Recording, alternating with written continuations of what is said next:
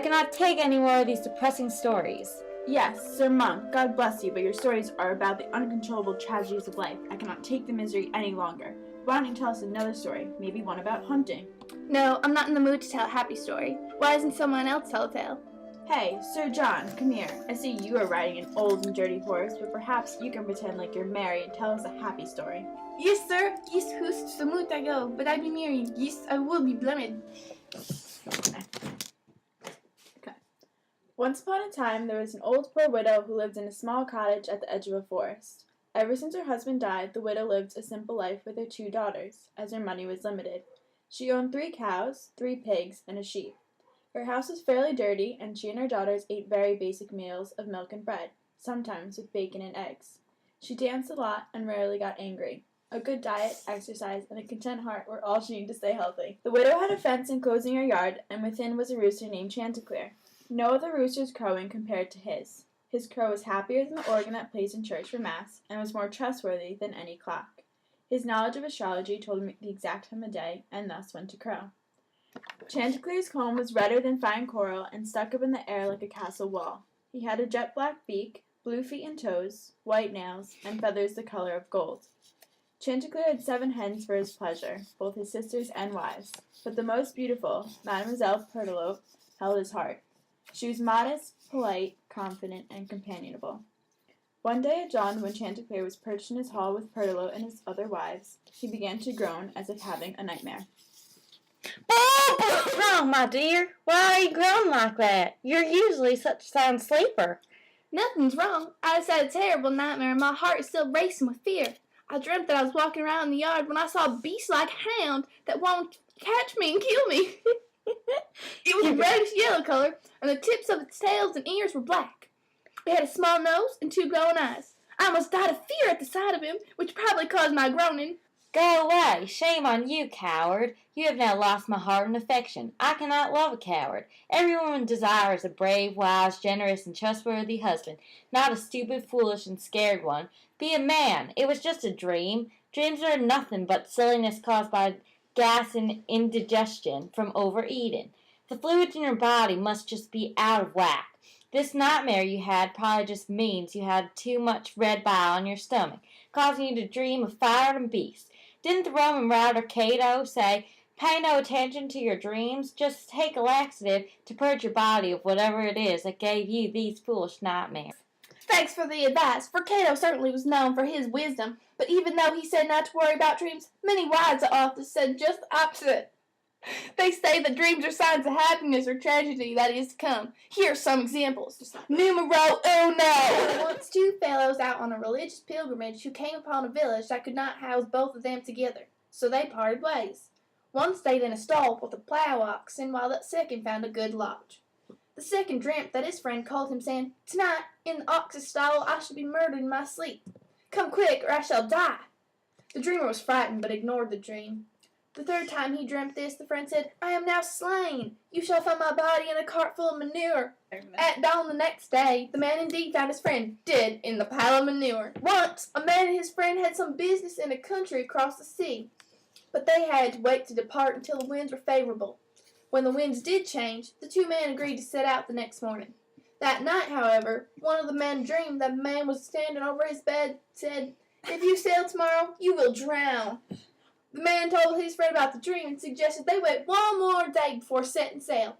His companion laughed, ha ha, and said, No dream's going to keep me from sailing tomorrow. I don't care about your dreams, because dreams are nothing but nonsense. So the next morning, the companion set out on the voyage by himself. But before he made it halfway across the sea, the ship's bottom burst open and sank, killing everyone on board. King Kenelm, the king of Mercia, dreamt of his own death just before he was murdered. His nurse explained the dream to him and told him to guard himself, but he didn't pay attention because he was only 7 years old. Read the story of Daniel in the Old Testament, I tell you, Pertelope, and see if Daniel's dreams were nonsense, because to me they sure as hell weren't. Just before Hector of ancient Troy died, his wife dreamt how he would be killed in battle with the Greeks. She begged him not to fight, but he wouldn't listen to her and was killed by Achilles.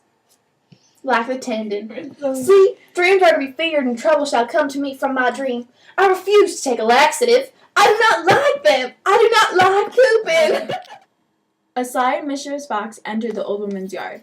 He had waited until mid-morning for the right time to pounce on Chanticleer. The fox was a murderer, just like the traitor Judas who betrayed Jesus. Chanticleer should have paid attention to his dream and know that today would be a dangerous day for him. But maybe one cannot change what God has destined to happen. Anyway, Chanticleer foolishly listened to his wife. Sometimes women's advice is more harmful than good. Adam listened to Eve and it got him kicked out of the Garden of Eden. Of course, not all women are foolish, but I'm just telling you what the rooster thought, not what I think. Anyway, as Perdlet was happily sunbathing in the sand and Chanticleer was happily singing away, a butterfly caught his eye, which then made him notice the fox low in the bushes. Chanticleer cried out, "Caw!" and intended to run away. Hey, wait, mister. Where are you going? Don't be afraid. I'm a friend. Honestly, I'm not evil, and I don't intend to hurt you. I just come to listen to your angelic voice. You also have more feeling for music than any other singer. I never heard anyone sing as beautifully as your father. In fact, to sing more powerfully, he used to close his eyes, stand on his tiptoes, and crane his slender neck to hit the loud notes. No one could surpass him in song or wisdom. So can you please sing for me, like your father?" Chanticleer was so flattered that he began to beat his wings, not recognizing the treachery in the fox's voice. He closed his eyes, stood on his tiptoes, stretched out his neck, and began to crow at the top of his lungs.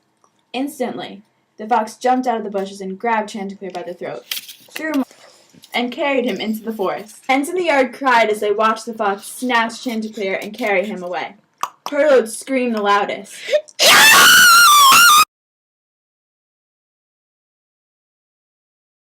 My husband, he's gone. Somebody help me. Please, please, please, please, please, please. These hens cried like the Roman senators' wives cried when the Emperor Nero killed their husbands and burned the city of Rome. When the old widow and her 2 daughters heard the commotion in the yard, they ran outside. Oh my God. Oh my God. They saw the fox running into the woods with Chanticleer on his back. They cried out, "A fox!" as they chased after him. Some of the neighbors, the dog, the cow, the calf, the hogs, alarmed by the screaming, all chased the fox. The ducks quacked, the geese flew over the trees, the bees swarmed the hive, all in fear of the noise. Chanticleer, who still lay on the fox's back, spoke up. He's in there. Sir Fox, if I were you, I would turn around and say, "Turn back, all you proud peasants! May bitter plague take you! I have reached the edge of the wood now. The rooster shall stay here. In spite of you, I will eat him in faith, and not be long about it." Hey, yeah, I should! But as soon as the fox spoke, the rooster flew out of the fox's mouth and into a high-up tree. Chanticleer, I scared you when I grabbed you and brought you out of the yard. But, sir, I wasn't going to hurt you. Come on down and let me explain. I promise I'll tell you the truth. No way! I will not let you trick me again. God punishes those who close their eyes when they should be watching. Oh, God punishes those who are careless and talk too much when they should hold their peace. This is what happens when you're not careful and listen to flatterers. This is not a silly story about a fox, a rooster, and a hen. It has a moral. God make us all good men and bring us happiness. Amen.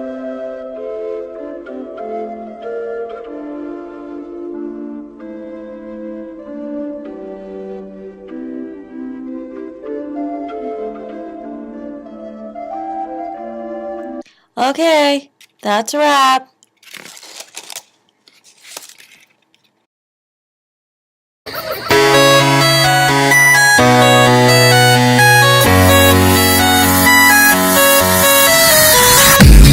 Dog goes woof, cat goes meow, bird goes tweet, and mouse goes squeak. Cow goes moo, the frog goes croak, and the elephant goes toot.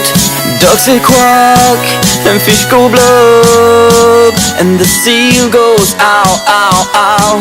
But there's one sound that no one knows.